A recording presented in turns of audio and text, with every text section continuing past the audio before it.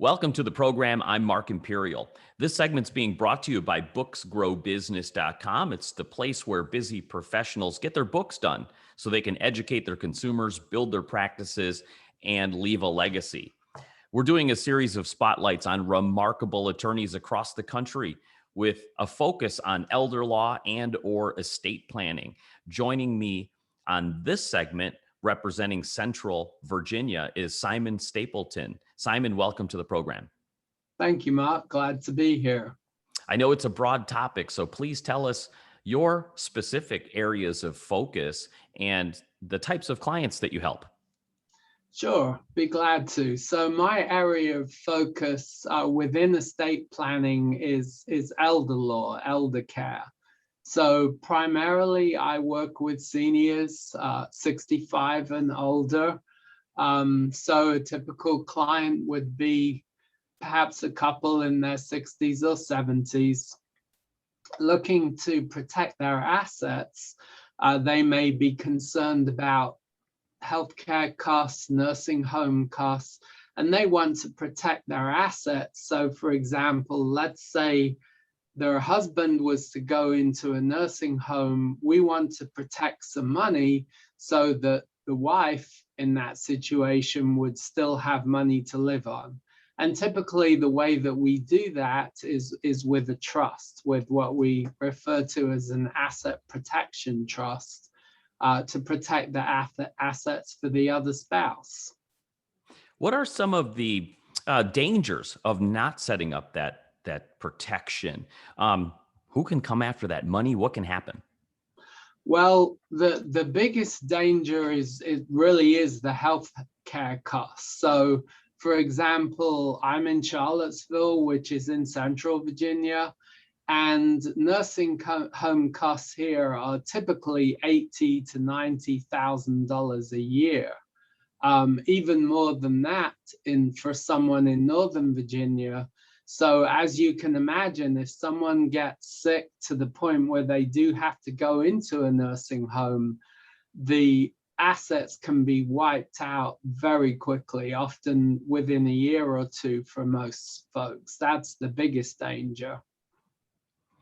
Gotcha. So what are some of the myths or misconceptions that are out there that keep people perhaps from getting their legal house in order in a timely manner? Well, I think there are a couple of things going on there, Mark. One certainly is procrastination, which I think is human nature. Oftentimes I'll meet with folks and they'll say, gosh, I'm so glad we're doing this. I've been talking about this for years and now we're finally doing it. And that sense of relief once they have their planning in place. Another myth is, which I hear often, is that you cannot do this. You cannot protect your assets, or no matter what you do, Medicaid is going to take all your money.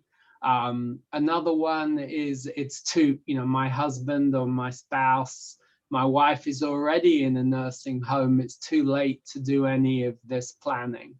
And those are all myths. None of those are true. Obviously, just like anything else, it's better to plan ahead. We always say plan when you can. But even in crisis mode, even if there is a spouse already in the nursing home, we can still help protect some, in many cases, still protect all of the money, even with a spouse in the nursing home. Just by the virtue of the name elder law, it almost suggests that you don't need to do this till you can't do it. So I could see that feeding into the procrastination. What is the right time to get your legal house in order? What's a better time, I should say, and maybe we can recommend a better name. Sure. So elder law, as I mentioned at the beginning, elder law is a segment within estate planning. But really, the best time to get your legal house in order is now. If you're, let's say it's young folks with young children, those people should at the very least have a will a financial and medical power of attorney in place. And then as we age, perhaps accumulate a house, some other assets. It's a good idea to at least take a look at a trust. Often folks in their 40s and 50s, they may do a revocable living trust. And then later in life, as I mentioned, perhaps 60s or 70s, folks often look at asset protection when concerns about healthcare costs may rise. Oftentimes, that's the time when folks look at that. But really, it's never any adult. It's never too early to plan.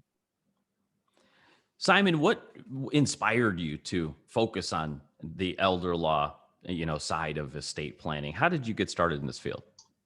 Well, that's a great question, actually, Mark, because it's very near and dear to my heart. I have 3 children, and they're sort of adopted grandparents here locally, Norman and Florence. One day, Norman called me and said that Florence had been diagnosed with Alzheimer's and could I help?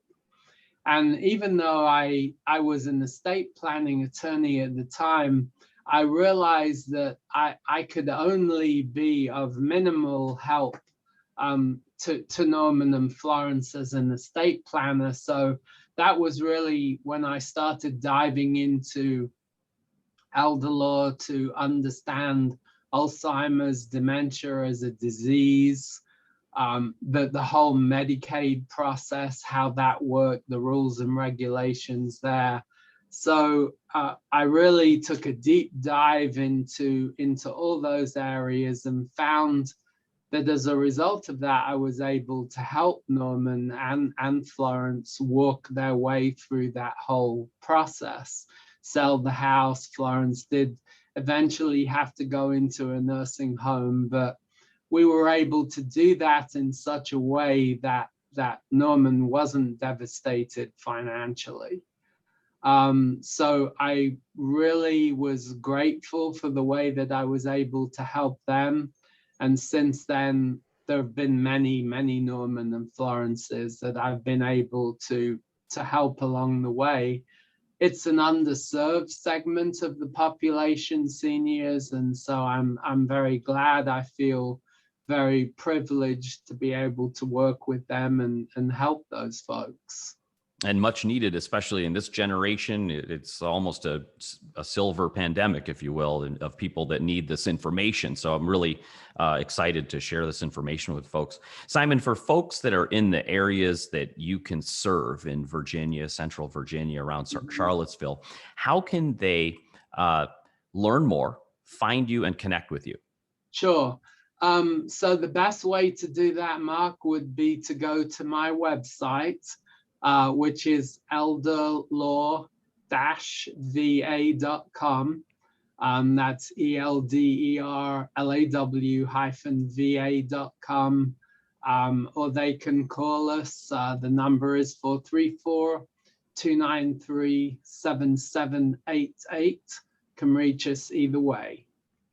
This has been terrific. Simon, I appreciate you taking the time and sharing with my audience today, and I wish you continued success for you and for all of your clients. Thank you, Mark. I appreciate it.